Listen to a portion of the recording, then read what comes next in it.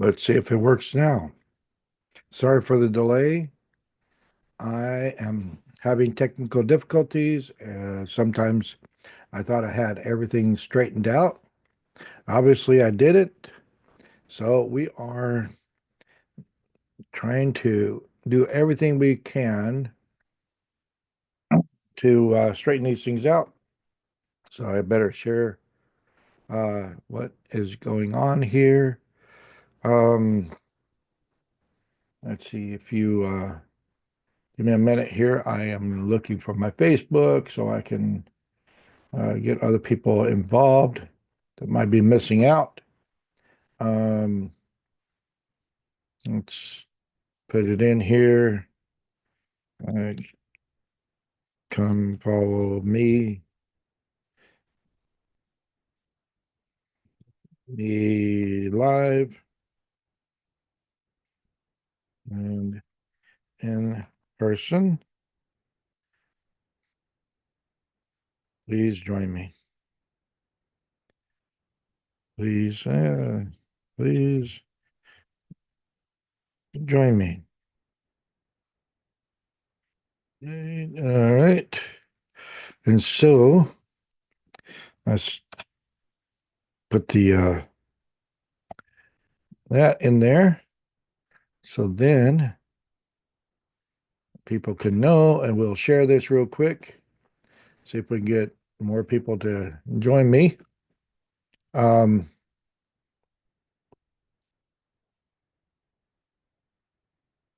it's again, if you join me, I'm a little bit late. I apologize. I had some technical difficulties that I ran into, of course, and but all is well, to say the least.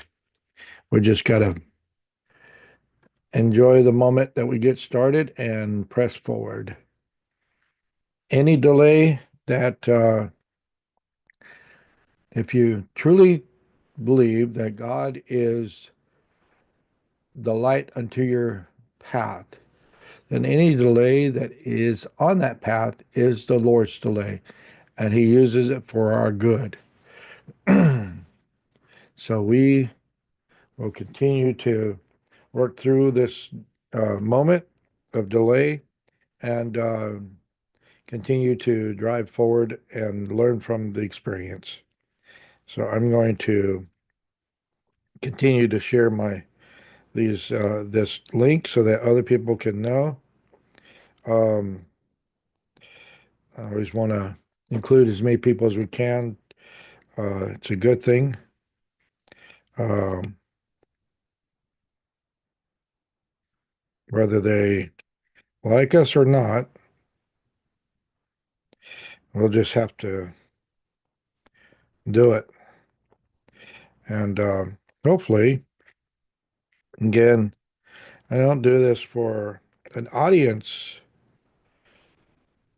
in some ways, but it is my desire to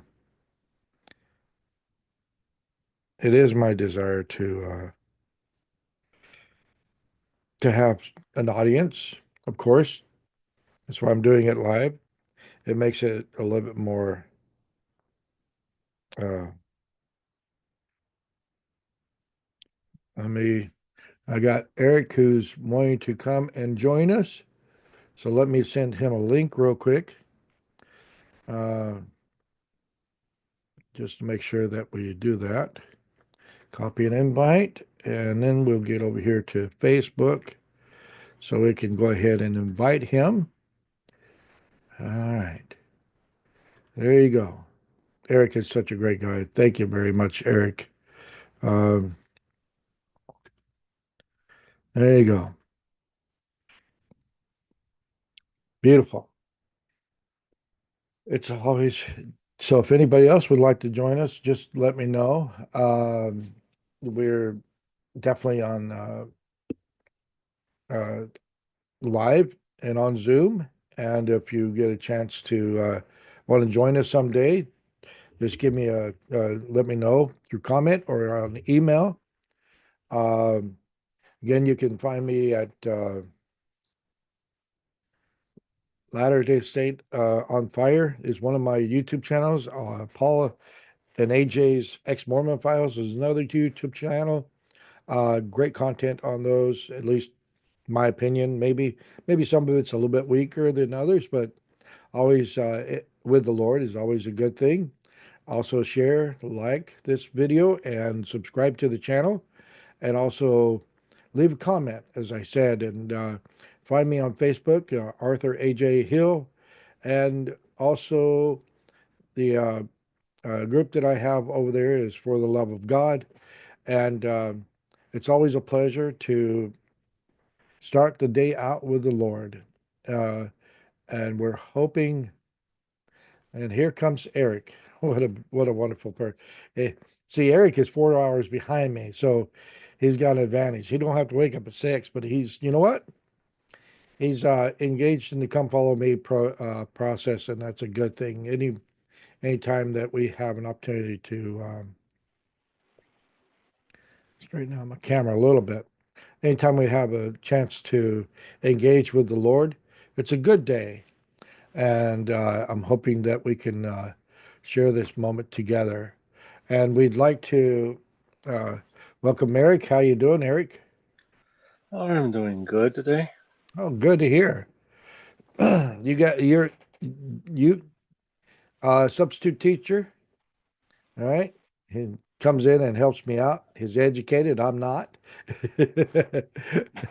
My education comes from the Lord directly, I hope, sometimes. Uh, then Erica, you seems like you have time at this Christmas. Do you guys take off for a couple of weeks during Christmas vacation and all that, like United States? Yeah, Okay. Yeah, so when do you go when does school start back up for you? like next week. Next week. Okay. So if Like you this is my last semester for and I graduate. yeah, so you go to school and then you're also a substitute teacher, is that right? Officially, yes, but I've not been called to do teaching, so I'm kind of like in a limbo of what I'm doing. Okay, I got you. Anyway, so I'm like I said, I'm glad that Eric showed up. It really is a pleasure for my position. I'm going to put he has such a thick dialogue. I got to put him on closed caption because sometimes he's not because of others, but just because the way my ears are capturing his content. I'm like, I got to keep up with him because he has such great things to say the least. We were going through the Come Follow Me. It's how God creates uh, uh, pathways for His work to be done through the week. And so we were reading the Doctrine and Covenants yesterday. We'll go to that. Let's share that screen. Let me move the closed caption here somewhere where I can find things. Um, we are going to get into more of the content in Doctor of Covenants 1:19 through 28. We started there and we didn't get a chance to finish. Let me double check something here. Are we recording? Uh, yep, we are recording. I always want to, just in case for posterity reason, maybe somebody in my family after I die will appreciate what I have to say. You know, eventually I will. I mean, it's in my path. I can't skip over that part of our journey back to our Father in heaven. Can't get there unless you do it. So Well, well, technically, you when you die, we actually don't go to heaven. Just say we have to go to Sister Lord to preach the gospel to the dead and all of that jazz. yep. Yeah, he's reminding us that like if you think about the Jesus Christ story, when he's resurrected, he doesn't directly go to the Father. He actually is delayed because of the work that he does in the spirit world, and he comes back to Mary after the you know and on the third day, and and that she's clasping on to him, and he's like, "Hey, you gotta let go. I gotta get moving on. Gotta go see the father now." And it's you imagine that. You imagine this that I mean, he does go to the spirit world, and he does that kind of thing. But the the first relationship person that he has, that he goes and approaches is Mary. You know what I mean? Not the father, but Mary. Quite, she was very significant in his life. Some have said that she was married to him, had children by him. So that's a blasphemous statement. But even in my ancestry, it has a line of my ancestry going through Jesus Christ, who was who had, like I said, Mary Magdalene had children by him. So anyway, Okay. So, do you want to know where that idea originated from? yeah, sure, fill us in. Okay. So the okay, first of all, the idea um of Mary Magdalene and all that. Like, okay, before I get that, who actually speaks to when he comes out of the tomb when he resurrected? There's actually basically all the major gospels. They all contradict each other. There's no consistent story of what actually happened. Some say um, there's a multiple women there. Some say there was no one there. Anyways, I just want to point out that there's contradictions in that story. However, the thing about Mary Magdalene is we know that there were different Marys in the gospel stories where you had a specific Mary that has a special relationship towards She's and we so there's Mary of the sister of Martha. There's Mary Magdalene. There's Mary, yes the mother of Jesus. uh, Yeah. and there's also the Mary the prostitute, Yes. and the Mary Magdalene is the prostitute. At least we think that she is. I mean, she did have that kind of lifestyle. It seems like Yes, in biblically, yes. yes, but in any case, this prostitute, Jesus, okay, there's a lot of tension. It's never really confirmed in the gospel whether or not Jesus had relationship, a romantic relationship with that person. Can I explore something real quick because I think it's important as we're dialoguing here about this subject. I think it's important. You know how the woman was brought to him who was an adulteress, and he was to uh, uh, uh, have the final judgment whether she'd be stoned or not. Yeah. That's basically what they were saying. Some say that this was Jesus' wife. But what if it's Mary Magdalene, who's actually his wife, but they were only prospectively saying that, because he took on Mary Magdalene as a wife, let's say that that happened. Because of her Mhm. previous lifestyle, and they knew of her previous lifestyle, that this woman that was presented to him was his wife, who was Mary Magdalene, because he would be the one who would uh, condemn her as a husband. Okay, I never heard of that theory before, so I Right. can't really It's a all three comment. theory. Believe me, audience, we're just talking crazy right now. We'll get into the Yeah. come follow me real quick here, but it's all theory. I'm going to let Eric finish, and then we'll Uh, get into it. but what I do know about this specific story is the part of where it says that um, um go in and sin no more to the women. where it's like repent and sin no more. That was actually added to the text.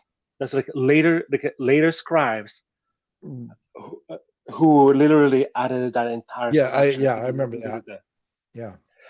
so it's, so that is about going back what I was saying about the Mary Magdalene throughout the Gospels, where there's like this tension of where Jesus like this have this close connection with Mary.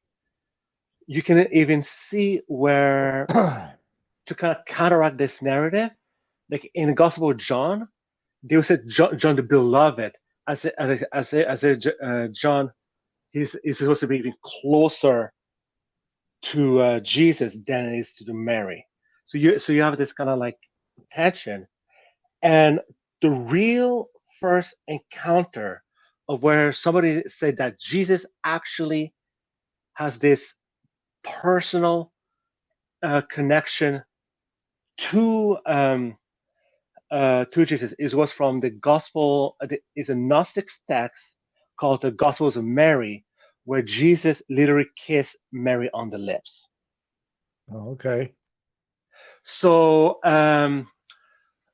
this idea, so it's more this like Gnostic origin of where this story comes from, and this story is like I think it's like the book. I think it's like in the second or third century. Like I don't remember off the top of my head. It's like, but it's much later than any other gospel that was written. Like even the Gospel of John that Right. was written like, close at the end of the first century. That was still earlier than the So Gospel of Mary. Like, the Gnostic gospel that you're talking about is actually written before John. Is that what you're saying? no, I'm saying it's written later. Like Oh, it's it's written like later. Okay. like I've seen the like at the latest date that the Gospels books were written was something like 110 AD. So it's not like one of the New Testament scripture. Like I think it's like the book of Titus, something like that. I'm forgetting which one specifically. Um, but the latest one was like much later, and even then, the most later book, there is no more. The Gospel of Mary was written much later than that. Oh, Like okay. most of us. Um, Now, is there um, is there arguments of um, the potential for Jesus to be married? Could be. Like, it's very open. Like it is very open, and it is whether or not he was indeed married. But I do believe that if he's restored the gospel, that and we want to call doctrine that in order to be exalted, he had to be married to someone. That Right. and it's like he cannot be the sole exception. And I do believe that. Another question is why wasn't anything written about it? That I do not know. Well, I would say that Uh, I've been going to a Catholic Bible study, and you know that they're about Mary, the mother of Jesus, and her yeah, sanctity throughout her existence, and that would be something that they would hold to Jesus Christ too, because no unblemished thing, because they believe in the original sin, which is having sexual relationships, and because you would never want to put that would put a blemish on Jesus Christ in their eyes, and therefore you could not have him being married to having any relationships with a woman in that way. yes, yes, yes. The daughter of the Mariology. It's actually something I wish LDS we actually talk more about it, and we develop some sort of like what our view of Mary relation with Jesus. What is and I do know that the way that the Catholic Church views Mary is actually different than the Eastern Orthodox. Um, and even then, that divine status, that where they basically like, you can pray to Mary and Mary will speak to God, to Jesus on your behalf, Yes. is actually, that actually did not exist in Christianity till post Nicaea, when the Christianity became the official uh, state religion of the Roman Empire, and they started to kind of uh, uh, um, basically ban um, paganism, the outlaw paganism, and the pagan brought their pagan theology into Christianity, and they started to mix what Mary was supposed to what Christian taught about Mary. It kind of merged with pagan Right, right, right. theology, So and made so it. they removed the gods like Zeus and Mercury and Yeah, Mars and all exactly. these other gods, and they actually replaced them with the gods of our like the apostles and Mary Yes, and the other saints.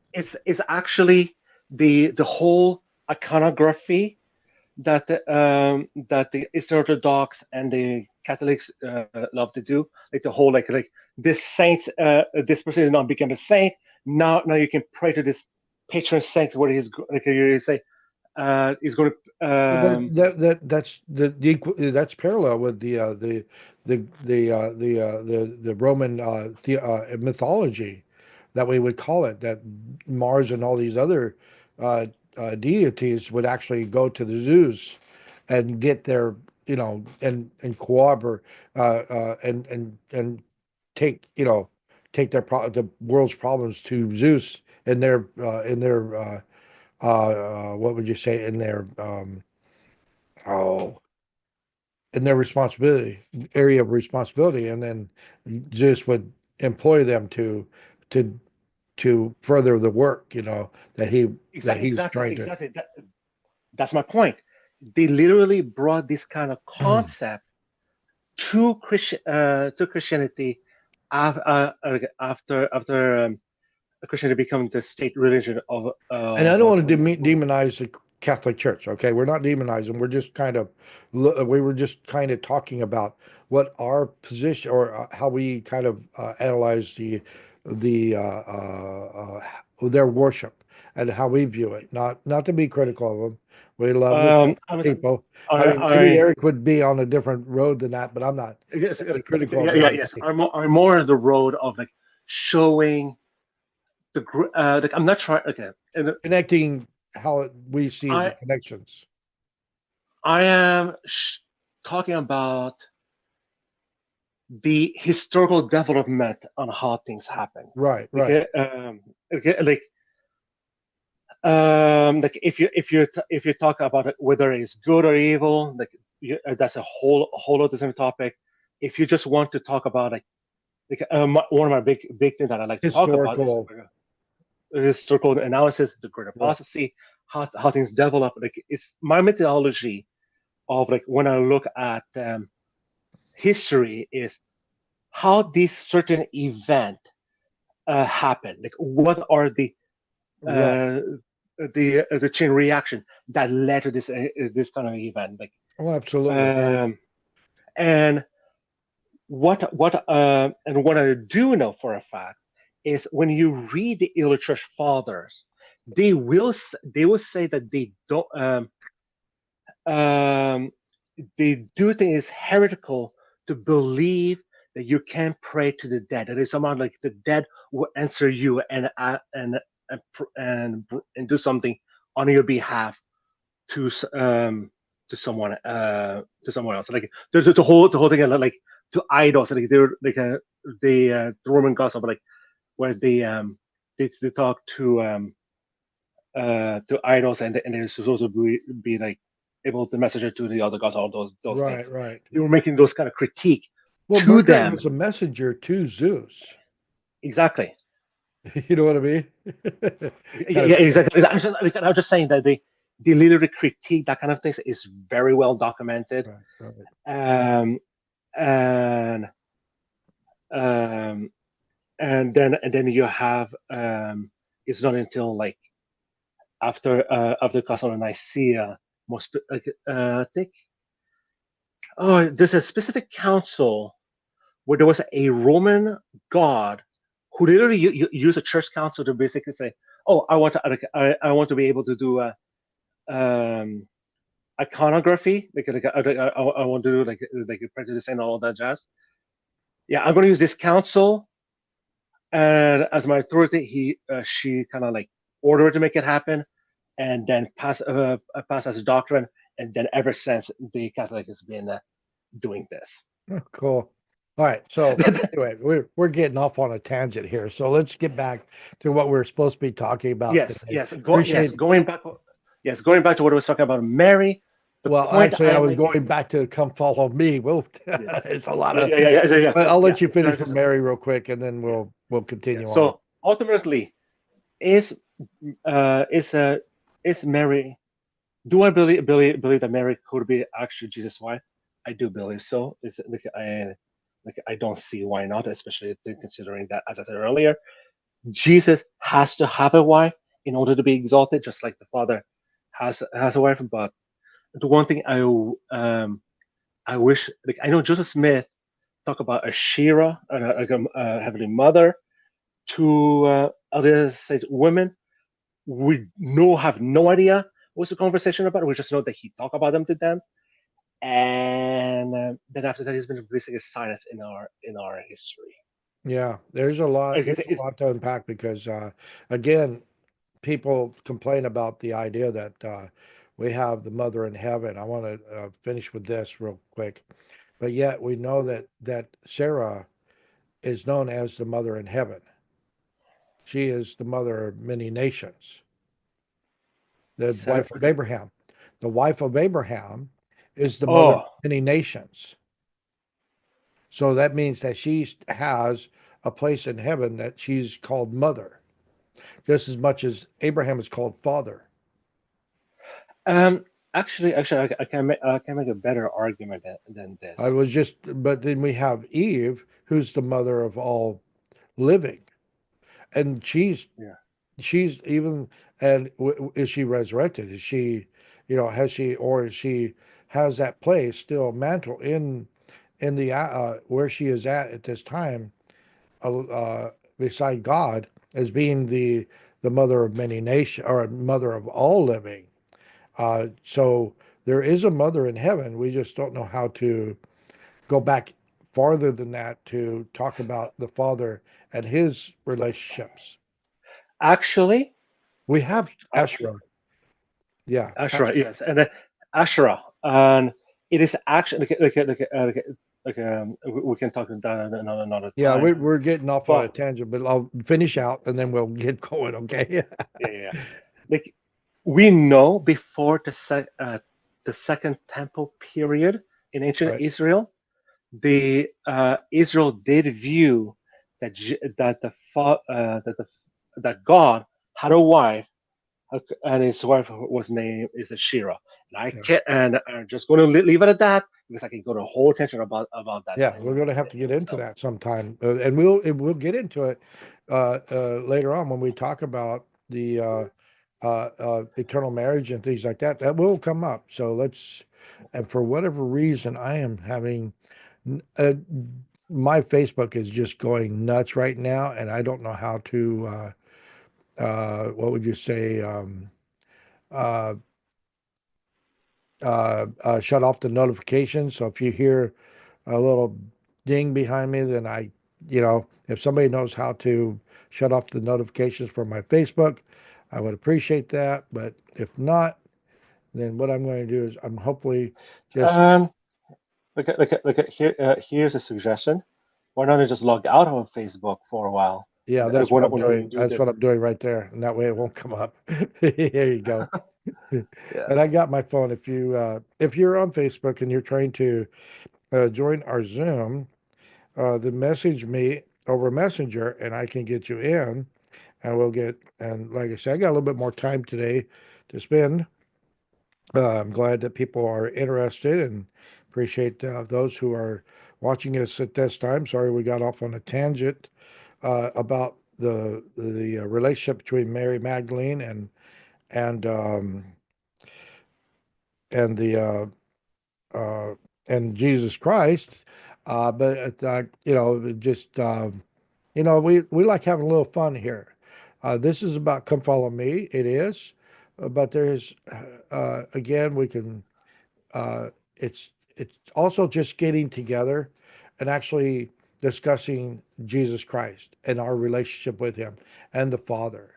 And when we can bring in new ideas or some new discussions, maybe you want to join us sometime in the future and have that 2 or 3 hour, 4 hour discussion with us. We're more than willing to do that. We'll just have to set aside time. I've got family that a wife that loves me too, and so I have to kind of navigate these things. So that's why I'm doing this at 6 o'clock a.m. Pacific. If you again share, like, subscribe, and leave a comment, and let's get this started with Come Follow Me here. We're going to go to, let me share the screen here. Um, it's got remove that closed caption.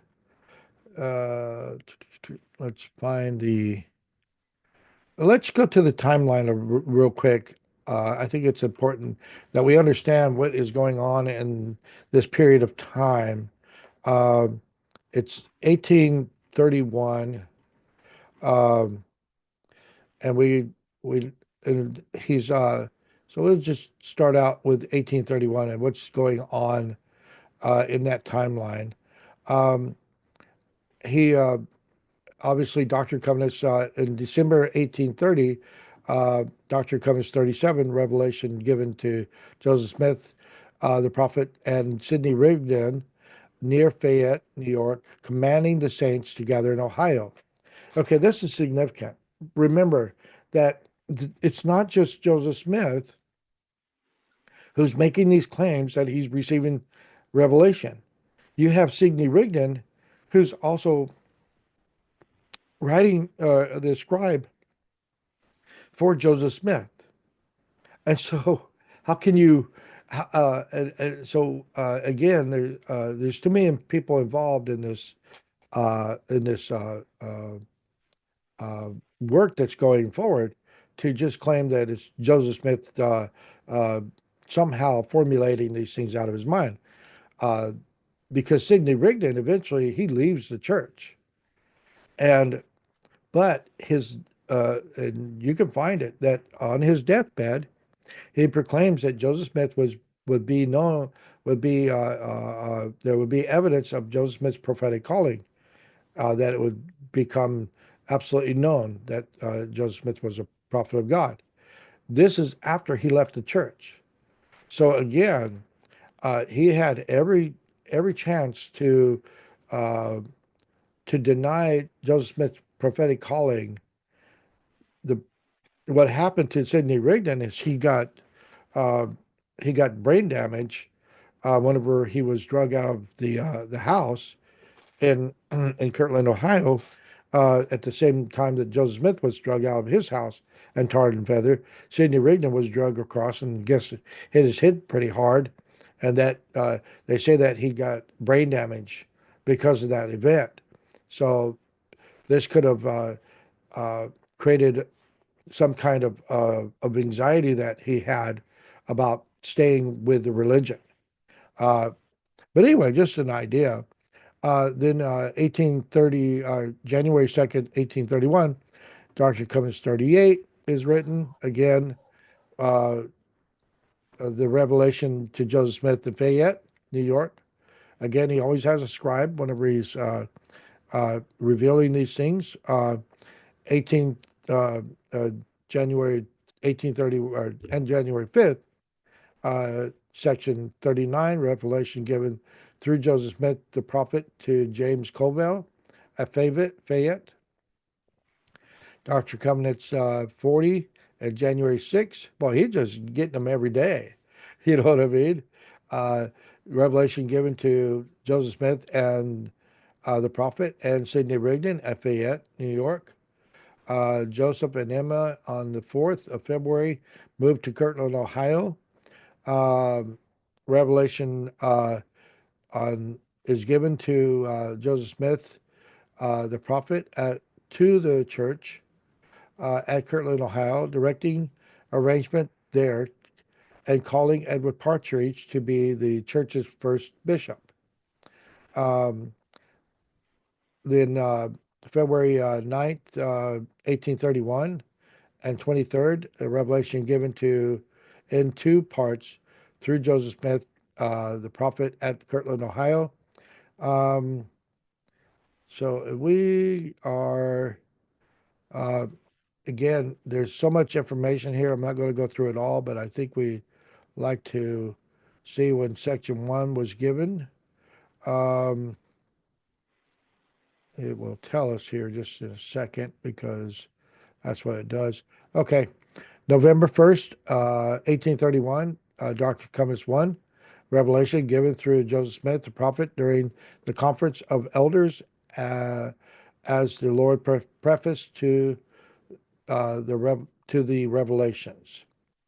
And so there's already 66 revelations already given to Joseph Smith in the Doctrine and Covenants uh, before it even before the before this preface was given. So that's kind of important to know. So the Lord is saying, I got this work. But we need to prepare the people for its content. And the preface is what is being presented to us at this time. In that preface, one of the things that he talks about, or the church wants us to be reminded of, is this. Let me share the next screen here.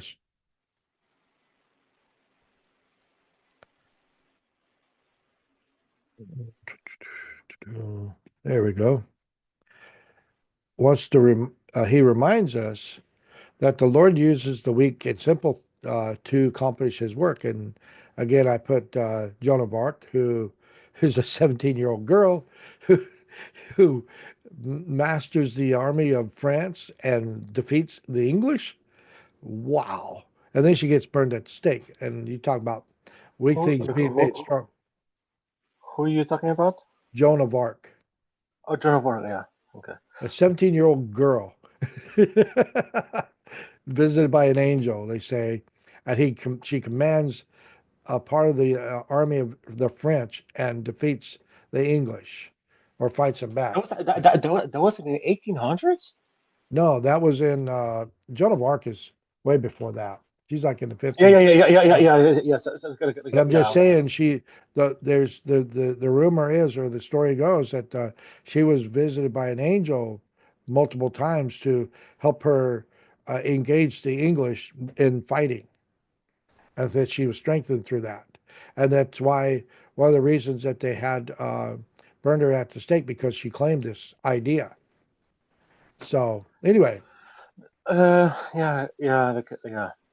I kind of vaguely heard. Well,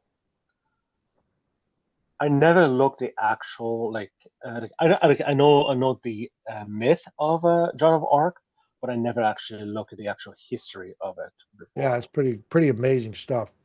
Anyway, Yeah. so again, making the weak things strong, and the Lord can do that. And so we continue on here.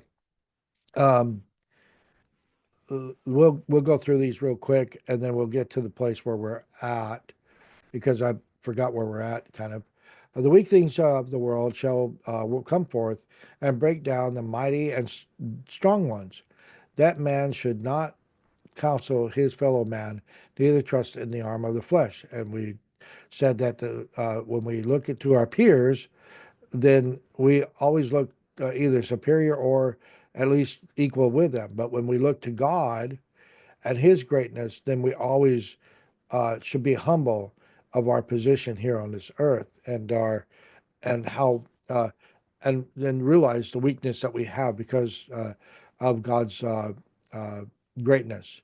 But that every man might speak in the name of in the name of God, the Lord, even the Savior of the world. Excuse me.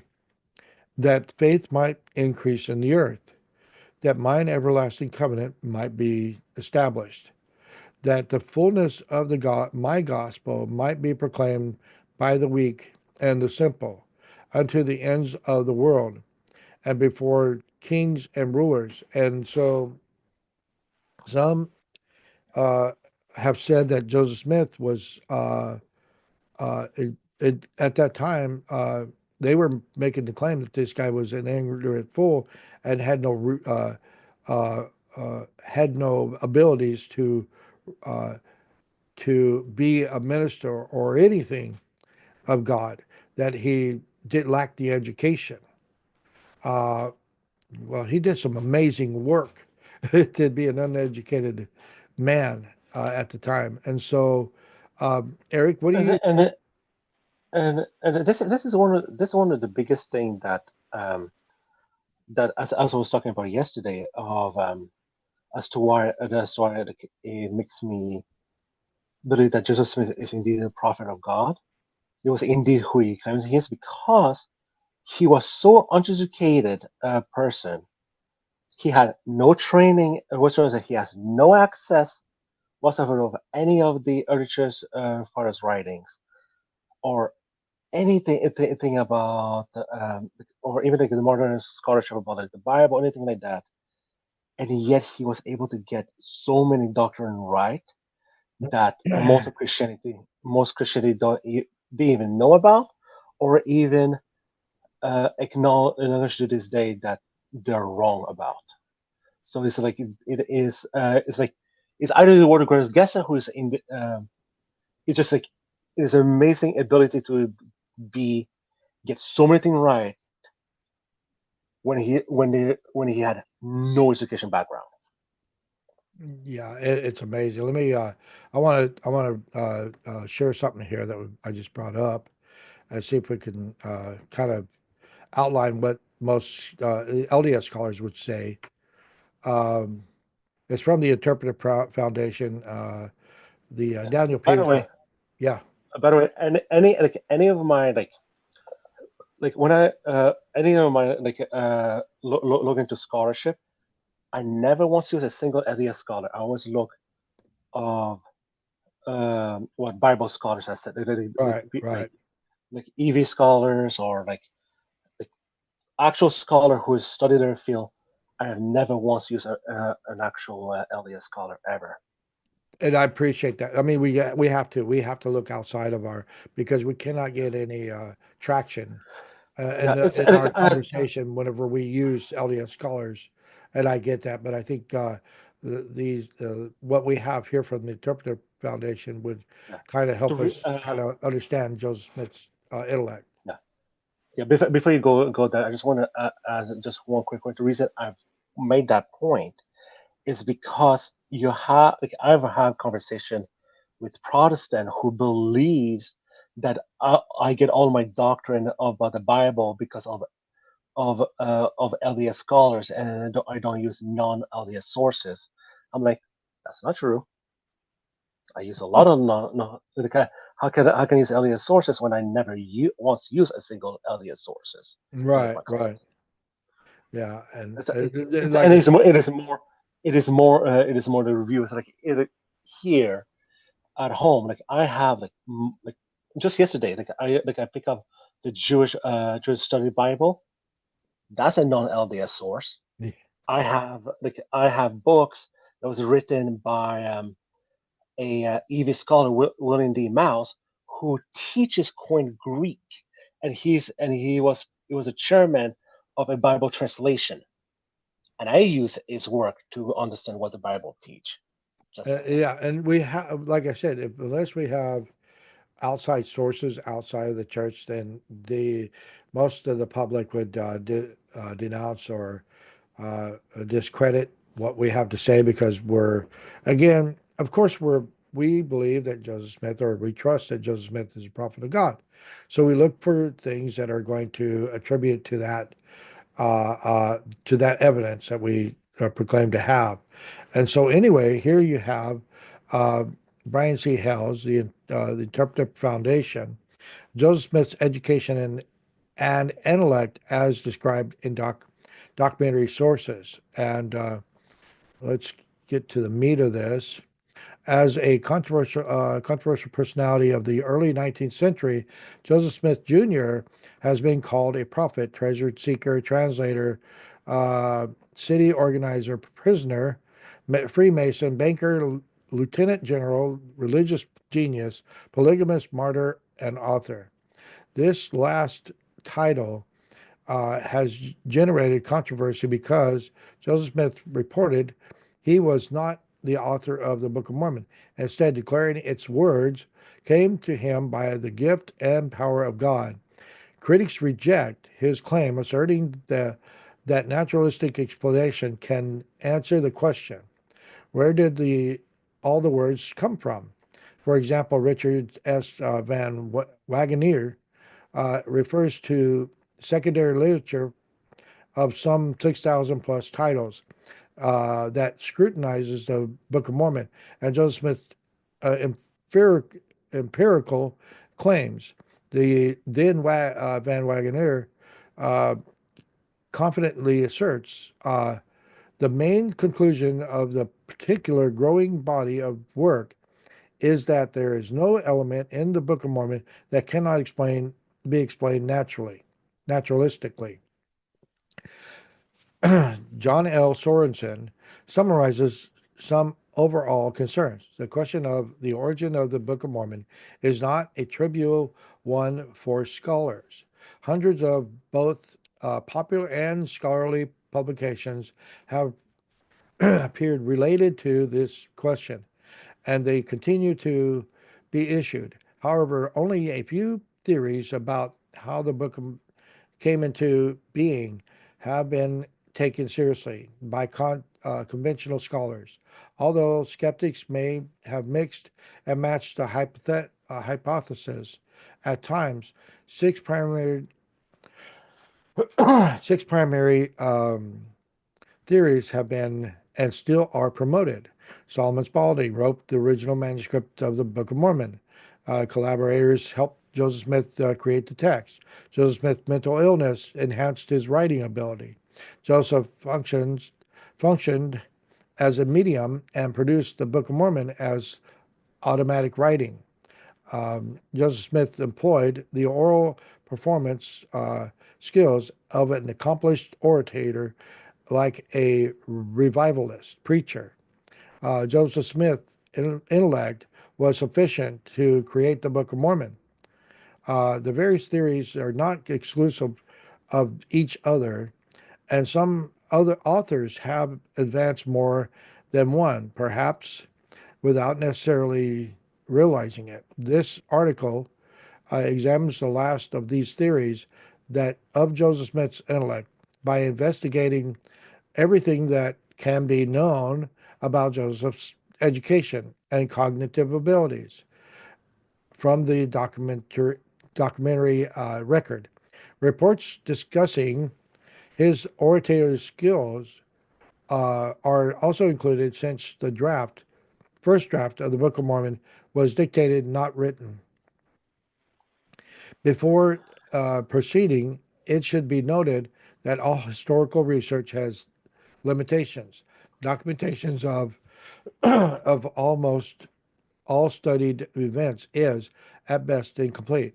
The lack of adequate eyewitness accounts often forces scholars to rely on secondary sources if they exist. In either case, the biases of the reporters, if they can be discerned, color their accounts. Consequently, most historical data contains ambiguous ambiguities, gaps, and contradictions, allowing for more than one valid interpretation. Acknowledging these limitations, this paper attempts to give a voice to every relevant historical and So let's get into it. Joseph Smith grew up in a family that valued education. Both his father, Joseph Smith Sr., and grandmother, Lydia Mack, had taught school. Their academic involvement demonstrated their devotion to learning, probably making education a priority in their home. Possible tutoring by Hiram when age 7.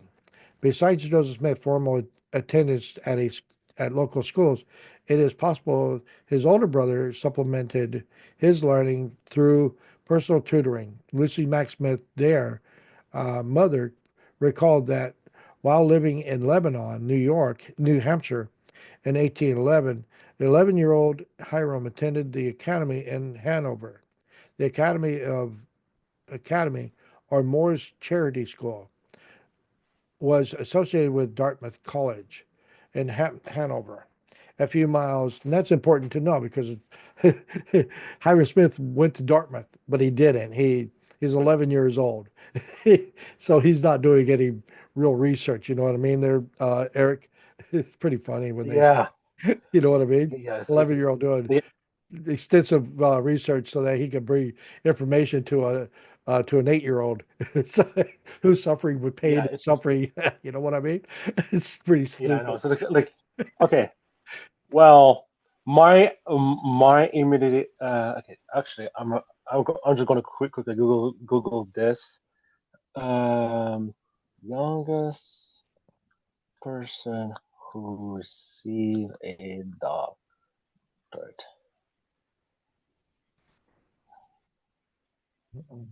So, uh, okay. Um, the youngest person to award a PhD in the German child prodigy John Henry Frederick Carl White, born 10 July 1800, better known simply as Carl White, who received his doctorate from the University of Gießen, Germany on April 1840 at the age of 13 years, 283. Say that again. So you saying Okay, that okay, okay, uh, okay, okay, okay, okay. Okay. The youngest person to be awarded a PhD in the German child prodigy John Enright Frederick Cartwright, born 10 July 1800, better known simply as Carl White, who received his doctorate from the University of Gießen, Germany on 10th April 1814 at the age of 13 years old, 283 days. wow, that is crazy. That is so, crazy. so, so the idea that you use the logic that somebody that went unchecked for so many years, his older brother Joseph Smith was able to get a doctorate that is younger than 13 years old in 1830. Yes. For 1820, yeah, it's crazy. 11 years old, and he's got his doctorate, you know. He's a scholar. Yeah, and and as I said, that child prodigy is literally 1 in a million, and you want me to What look. a, yeah, not even, I don't know if there's a percentage we can apply to it. But anyway, let's continue. It's crazy. It's stupid what the people say out there. You know what I mean? I mean, you trying to tear down the church by using an idea that Hiram Smith is a scholar at 11 years old going to Dartmouth,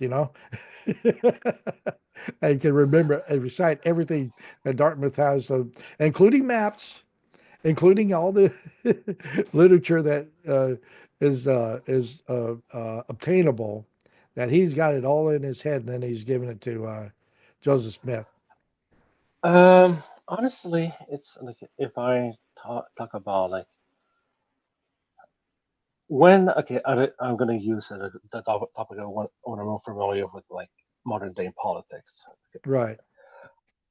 I will look at people say, and I will be like bashing my heads of like are you serious? Are we like living in the same world reality because we're not we completely see things in completely different light, and um what I find that a lot of times like for me it completely defies logic. Like for example, like what I can think of on the top of my head. Um,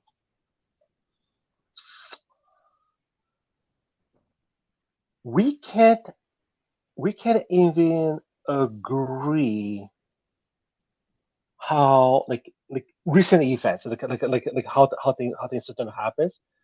We can't even agree how those things happens, and you're um like we are like different like we're kind of like we can't even agree like this is already the actual fact of certain event, and yet we're local. Yeah, this is I'm not really making sense right now. Let's get back to the story, and then whenever you Yeah, get your, whenever you get lined up, then we'll bring it in. yeah. All right. So anyway, this is important. Okay, audience, this is important. We got to establish whether, when we talk about the reason that it's brought up that God will make the weak things strong, and is because of Joseph Smith. We claim that Joseph Smith was a farm boy who had a lack of education. Now, and I understand that idea, and I'm just saying that even though that Joseph Smith was an intellect, he wasn't exposed to a lot of uh, books and things like that. He was out, again, working the farm and doing everything he could just to survive with the family. He's got typhoid, and he had a hard time just getting through that time that he was sick, and his leg was opened up, and his bones scraped and everything. Like, ew, that's sickening. But what I'm saying is to think uh, that the family is all into scholarship, and they're going to these great the colleges and universities is just absurd. We know that they were a good spiritual family, and they had the Bible, but much of the stuff that's in the Book of Mormon and what Joseph Smith was discovering on his own is just beyond scholarly. It's a prophet of God who does. But anyway, let's go back to so the Academy of Moors Charity School was associated with Dartmouth College in Hanover, a few miles north of Smith's home. Uh, and on the same Oh, side, okay. yeah, Here's what we talk about. Conspiracy theories. Like a lot of the conspiracy theories are completely bullshit nonsense. It's like, but people will believe the most insane theory there's. Like for example, Margaret Taylor Greene literally believed that it was a few years ago, and it was like the California like wildfires. She accused it was the Jewish space lasers that caused the wildfires. It's like it's and I'm not making this up. You can literally find a recording of her making that statement. yeah. I mean, you look at all the conspiracies that are out there. Lots of them that and the people will create fraud to bring attention to their own to themselves uh, to become popular in the world of Hollywood. I call it. Yeah, yeah. But the point I am making is people who wants to try to create a false narrative, Yeah, they could create conspiracy theories to create to go along with their own ideology. Going back to Joseph Smith, Protestants who disagree with Joseph Smith will create conspiracy theories as to how he got yeah, he did that what he did, yeah. even though there's like literally like it's not basis on any reality. You can like struck down one false narrative, and 10 others will pop up afterwards. Oh, absolutely, absolutely. And I appreciate that. Let's continue on with this story here. I think it's good. It's great what they've researched here. And so remember that Hiram Smith is 11 years old. He's not 25, or he's not even he's not even at high school at the time that he's going to this Moore's charity school that's associated with Dartmouth. So get that out of your hat and go find a different hole to dig yourself in whenever it comes to that theory that Hiram was a scholar who was feeding Joseph Smith. The Academy of Moore's Charity School was associated with Dartmouth College in Hanover, a few miles north of the Smith home and on the same side of the Connecticut River, writes Jeffrey S. O'Driscoll, Hiram Smith's biographer. Lucy did not explain why Hiram was chosen to attend, but it may have been simply because his cousin of about the same age, Stephen Mack, was already a student there. Hiram returned to the Smith home in 1830 or 1813. So he starts in 1811, then in 1813. So he's 13 years old. Um, Basically, sick with typhus, which all family members contracted. Uh, Joseph Smith subsequently experienced the chronic knee infection, requiring advanced surgical treatment administered by Dr. Nathan Smith of the nearby Dartmouth Medical School. After Hiram, did you have something there, Eric? No. Okay. Afterward, Hiram sat beside him almost in since incessantly, day and night. It is impossible that Hiram, then 13, tutored his 7-year-old brother, Joseph, for several months at that time. The next year, Joseph left for Salem, Massachusetts to convalesce at the home of his uncle Jesse Smith. Between 1808 and let's read that top. It says at least 5 district school terms. Uh, Between 1808 and 1826, Joseph Smith attended local common schools in 5 or 6 areas. District schools be held 2 terms each year, summer and winter, and his attendance during at least one term can be documented in Royalton, Vermont. And again, most people can't separate themselves from the times that we live in now and the time that the Smiths lived in. They can't separate themselves. They think there's a school on every corner that they could attend. You know what I mean? That there's it just boggles my mind. These are little one-room school. You have in university, but it's not the kind of university that you can, you know, that are, the expansive universities that we have today. They're very quaint and quiet places at the time. And and I also do know that university at that time are very elite institution. Yeah. Like like it is not something that the average Joe will be able to attend universities. It's um, You you had to have status. usually You had to yeah, have you had the status, status. you know? They're very, Yes. yeah. And So so yeah, so that in itself, yeah. So again, like the whole I it, when I first got into the critique, like listening to people who criticize Joseph Smith, a lot of like a lot of the arguments on the surface, I was like, huh? What the hell are you talking about? It makes no bloody sense. And the more I look into it, the more I see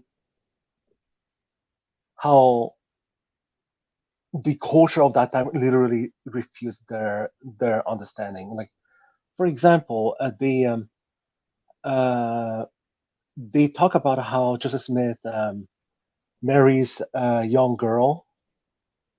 Well, guess what? Was very common at that time to have. Even if it's not common, it's not unusual. You know what I mean? Yeah, It's not an it was. unusual thing to marry somebody that of young age at that time.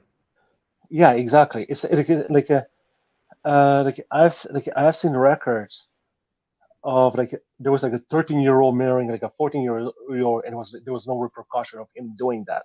Right, Now, in modern day standard, we will be calling him like a pedophile, blah blah blah blah blah. right, But what but the, but what is that happening? And this is something that really pushed me to learn is to not commit what is called the presentism fallacy, where you right, try to bring your modern understanding of things into the text of that time, right.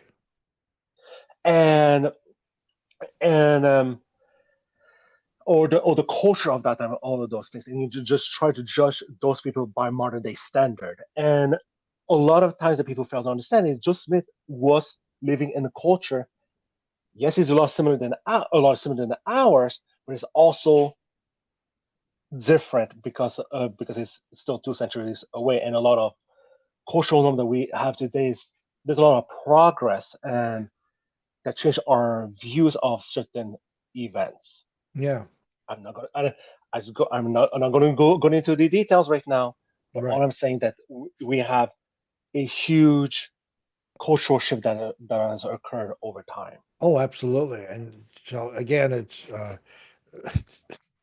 whenever people say that he's educated in the arts of language, the arts of geography, the arts of literature, the theological prowess he had. He's 14 years old when he gets started on his journey, and somehow by the age of 20 or so, he's mastered all these things.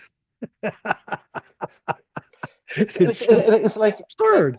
like like the I have seen a list of all the to prove the book Woman is plagiarism. There's like this huge list of supposed all the different sources that is supposed to be it was able to use in order to create the Book of Produce, Mormon yeah. because there's a phrase in will match this thing over there or this thing over there. I'm like this kind of nitpicking of amount of sources will be like a doctrinal project that takes years in the making, where you do this careful studies of trying to gather all those sources and all those things. It's And again, uh, he's laboring in the fields with his yeah, parent, with his family. They're poor. They're trying to make a farm work. You cannot labor in the field and then go study for the rest of the day and expect to get anything done. It's just impossible. But again, we're laboring the point a bit, but it's still important to bring up that again, you when people are trying to uh, uh, make the claim that Joseph Smith had uh, all this scholarly knowledge, and uh, it's absurd at least to me, and I think it for Eric too. Uh, but yeah, anyway, so let's get back to this here. It's a great read. I think this guy has done a great job of exposing much of the myths that are surround Joseph Smith. Let's read it over again a little bit here. Between 1808 and 1826, Joseph Smith attended local common schools in 5 or 6 areas.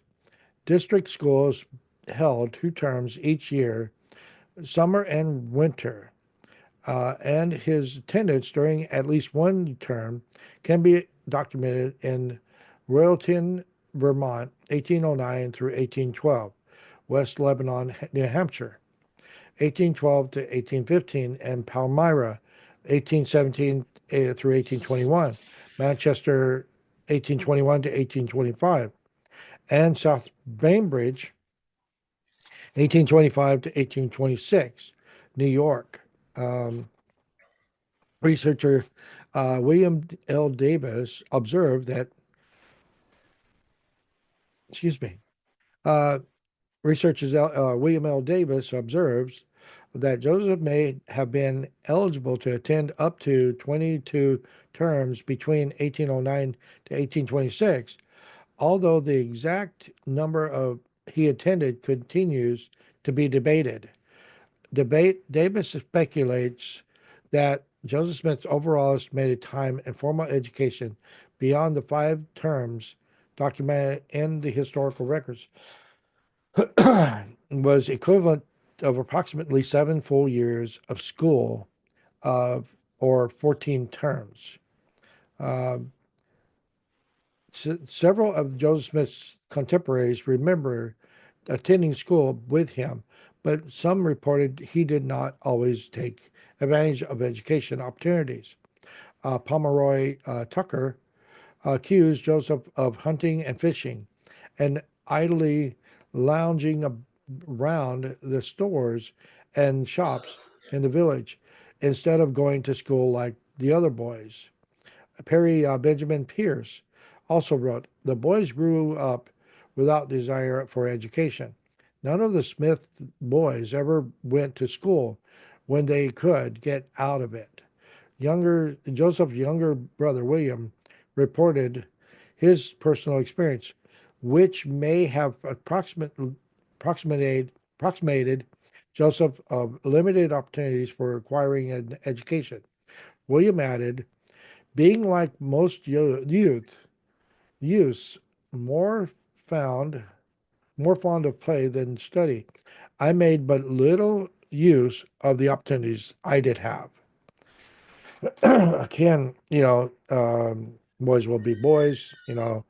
Dad says, "Hey, we need to work the field today," and or you go to school and then be like, "I'm in the field, buddy."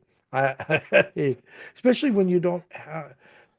Again, if you're if you're some people, I think why I didn't like school that much, and I did everything that I could to get out of school.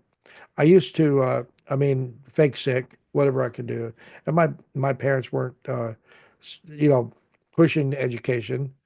That's probably why I fell behind uh, in English comprehension and grammar, or being able to read. Seems like I'm doing a pretty good job now reading, but I struggled when I was a kid a lot in school. And when you're struggling with something, you don't want to be there. You know what I mean? But if you're like at the top of the class and you're like the scholar of the class and you're looking good in your peers, then you want to be there.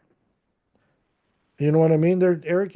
Yeah, Does like that actually, ring any true is that kind of a true idea there? um, personally, like when you talk about that, it reminds me. I don't really want to get into this. Let's put it this way: I had not a good upgrade at all. Um, just to give you an idea, I saw my dad choking my mother when I was 14 years old. So I had a not a really, really great childhood. And I didn't really have like motivation to study anything like that. Yeah. So I had a difficult um, life in the same way. My dad, a wonderful man. I love my dad, don't get me wrong. But I seen him beat my mom to the point that she was bleeding from her face and while he yeah, was on top of her. So again, I was 5 years old, 6 years old. So I understand the trauma that comes because we are poor. We were impoverished family, and my dad was an alcoholic. So again, I my empathize dad. with your position there. That Okay, education seems to and be the last thing I wanted to be involved in. yeah, and it's exactly my issue was also my father was an alcoholic as well. Yeah. So yeah, so I understand where you're coming from.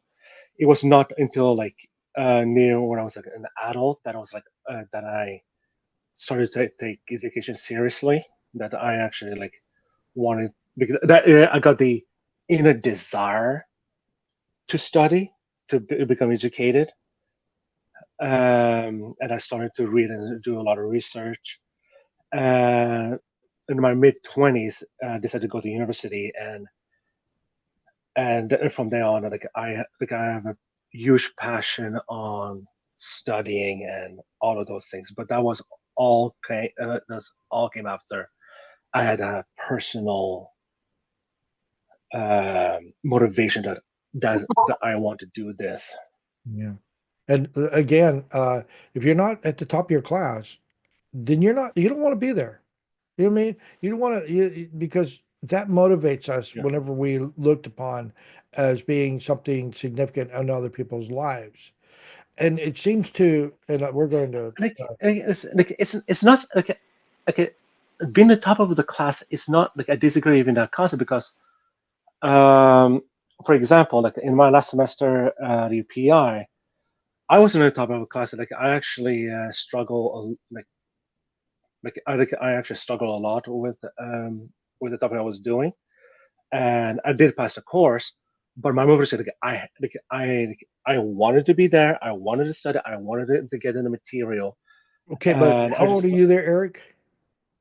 well, yeah, like I'm I'm 34, 59. but I can say that. I'm talking about a child of 14 years old. You know what I mean? Or 13 or somebody yeah, like that. We're not talking about when we're actually mature and we understand the necessity of education if we want to pursue something outside of education. But we're talking about children that don't understand the value of education and all they're trying to do is get out of it because they don't feel okay, like they belong there. You know what I mean? And I don't feel like I belonged in school when I was okay, in school because again, it I wasn't I was again it was hard for me uh to read and to mathematics and to the comprehend taking tests and stuff like that and you get up, your great grandmother's dragging you out of bed because dad's got mad and you're running out the into getting in the car. Here's a and you're out late at night, that disrupts your sleep and all that. One night, actually, it's a good story. It's a fun story in the family. We of course we were drug out. We went into the car. My great grandmother gets in the car, and my dad approaches us drunk in front of the car. And my great grandmother puts it in drive, and she runs forward and knocks him over. Now he didn't get hurt, but she's like, "Oh, I killed him! I killed him!" And then backs out and gets out of the way. Gets out of there, and we drive around for a yeah. while.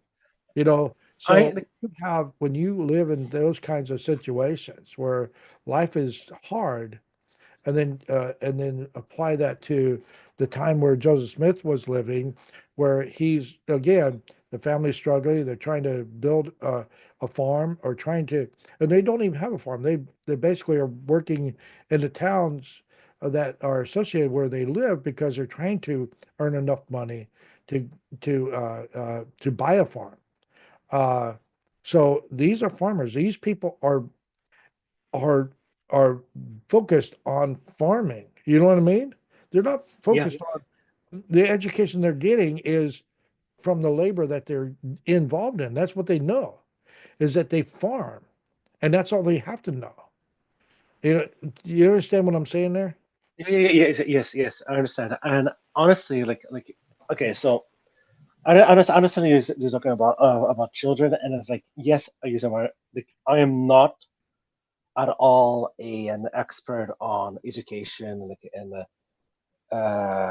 like what Psychology of the educational human mind.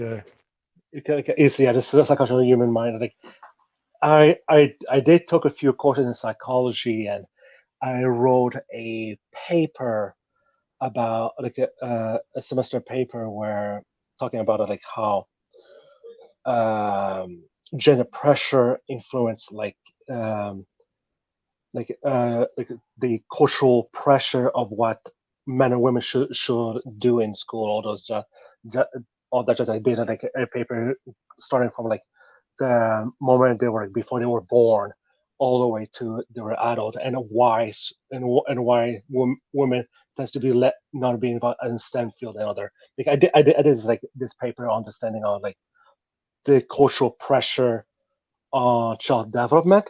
However, I did not, but I don't really have any knowledge in regards of why does children act go to poorly because of their situation.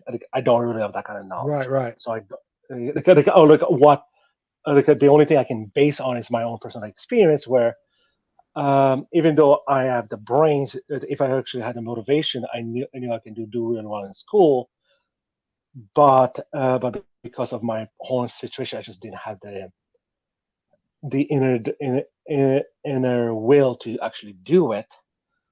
Um, so, but I do understand that, generally speaking, the people who struggle in the homelands do struggle in schools, and I can see that kind of argument as to why Joseph Smith Yeah. not wanting um, to do schooling, but beside that, I'm not kind of like, I don't feel like I don't like talking about topic that I'm not knowledgeable on. Right, right. Yeah, I understand Let's that. put it that way. And like I said, some people are trying to, as I'm reading this document here, I think there's a lot to say that yes, Joseph Smith might have had an inner intelligence, but it was something that was that he didn't really have unless the Lord was with him.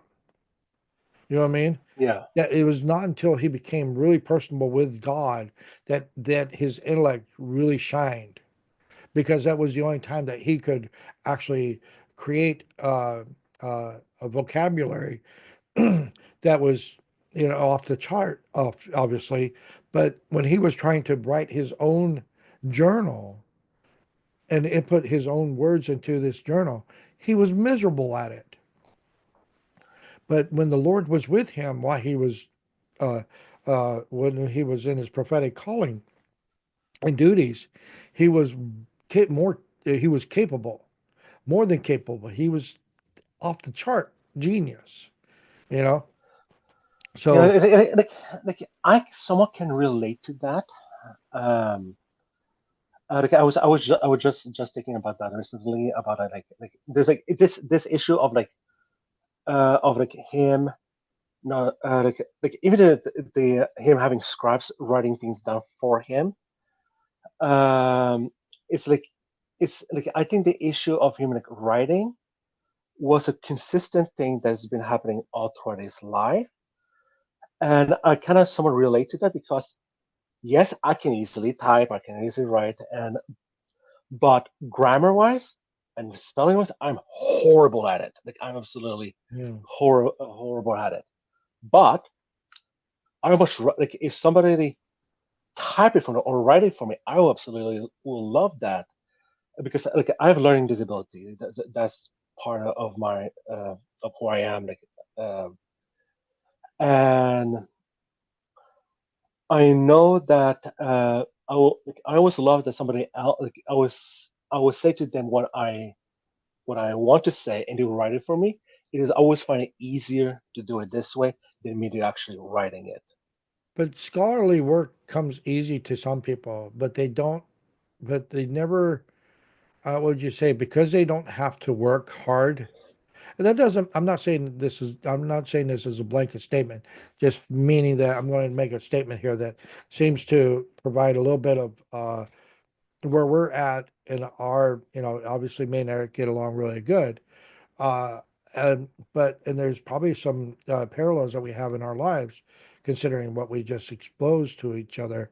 Um, but the fact that we have to work hard when we read, when we study, actually makes us more one with the words that we are actually drawing into us. If and it helps us, and that work that we do actually helps us memorize things, uh, uh, even memorize them, and also really become the one with them. And again, scholars that can read like a speed read and go through the text like nobody's business.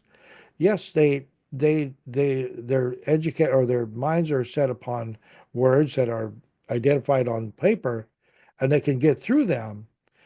But sometimes when they read things, it's not something they embrace.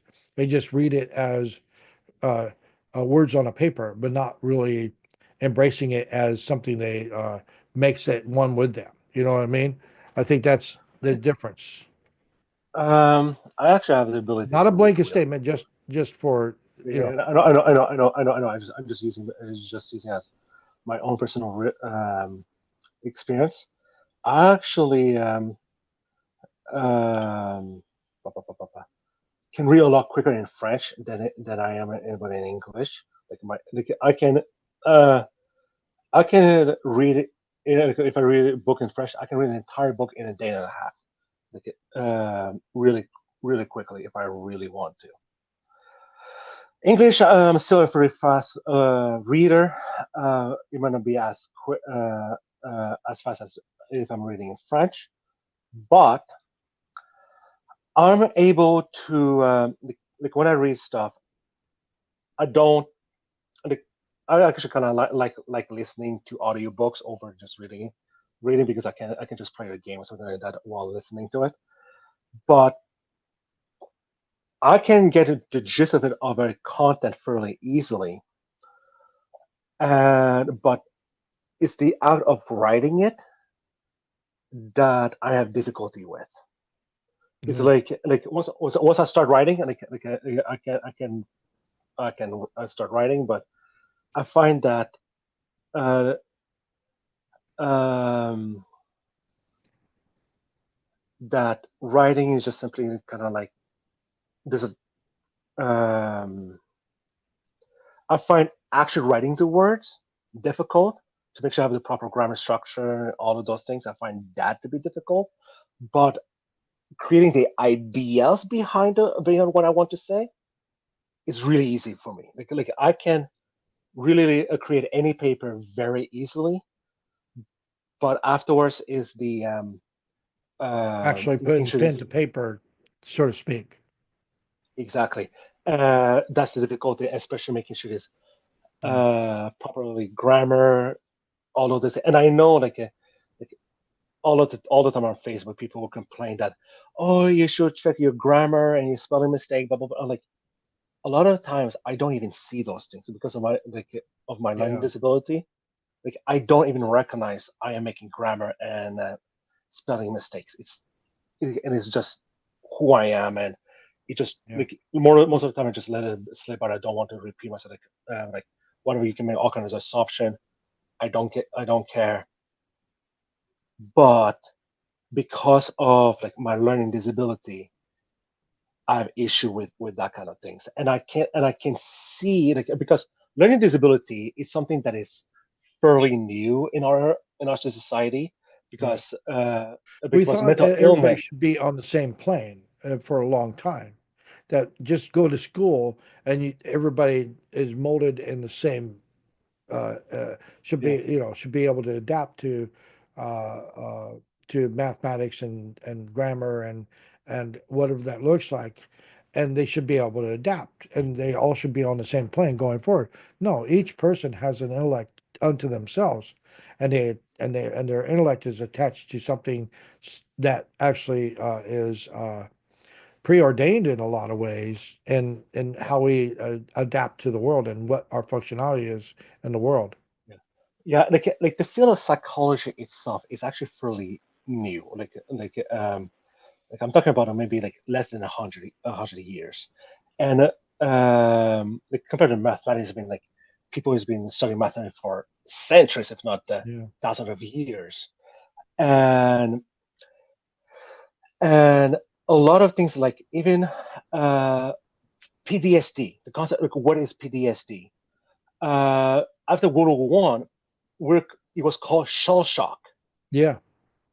and we and we didn't really understood what is mental illness and mental disability and all those things until like in a 30 in a 30 recent in history. Yeah, we've called So it PTSD after the Iraq War, I believe.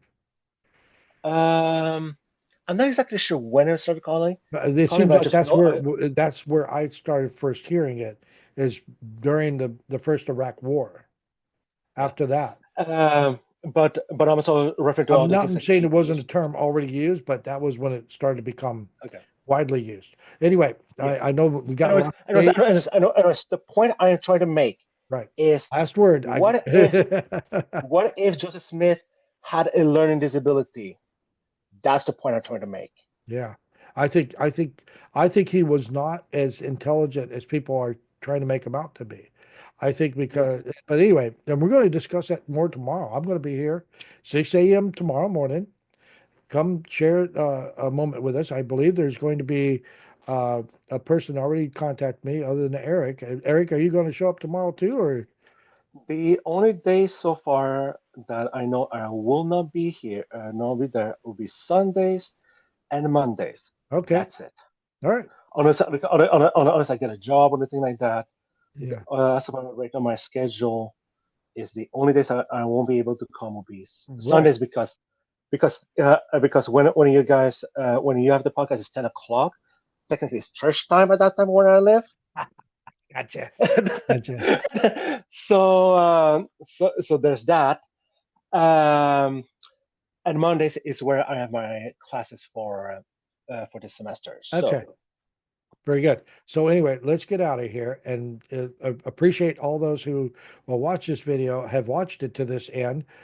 Please share, subscribe, like, and comment. Leave a comment and let me know if you want to join us. And it's always a pleasure with Eric. And if we had a few more, it'd be even more pleasurable. But again, tomorrow we're going to really continue on with this article that was produced by the Interpreter Foundation, Brian Hales, and really dive into whether Joseph Smith was an educated man uh, uh, while he was developing the scholarly work that he did, or was he just a farm boy, a common farm boy that God made strong and the capacity to become the prophet of the God. Anyway, again, for the love of God, pray often, pray always, and I say this in the name of Jesus Christ, amen. amen. You Have a guys have good a day. great day. We'll see you, Eric, tomorrow. Sounds good. Bye for now. All right, I'll make sure. I believe those links are the same, so you don't have to. You don't even have to. I would like for you to try it tomorrow whenever I come on. Okay, Just I try the will do same so. link, and then I can just send you a link real quick if it doesn't work. Okay. Okay, fair enough. I will do so. Bye for now. All right, we'll see you, buddy.